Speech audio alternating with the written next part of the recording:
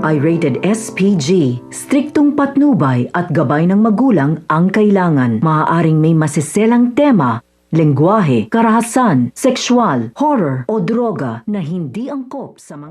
Tuluyan na ngang nakatakas ang ibang mga sangre mula sa pagkakabilanggo ni Mitena. Ngunit sa kanilang pagtakas, nahiwalay si Adamus sa kanilang landas.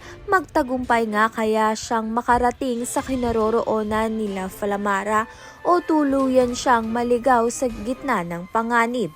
Sa kabilang banda naman nga, kailangan nang gampanan ni Terra ang kanyang tungkulin bilang tagapagligtas ng Encantadia. Sumunod siya sa kanyang Ashti Pirena at naglakbay patungo sa Encantadia sapagkat doon pa lamang magsisimula ang tunay na laban. Subalit, hindi pa sapat ang kanyang lakas upang harapin ang mga balakid. Alam ni Pirena na ang tanging makapagbibigay ng ganap na lakas kay Terra ay ang kanyang ina na si Danaya, kaya't dinala siya ni Pirena kay Danaya. Sa pagmulat ng mga mata ni Terra, ang una niyang nakita ay ang kanyang ina, isang tagpo na nagbigay ng bagong pag-asa at matatag na tapang kay Terra.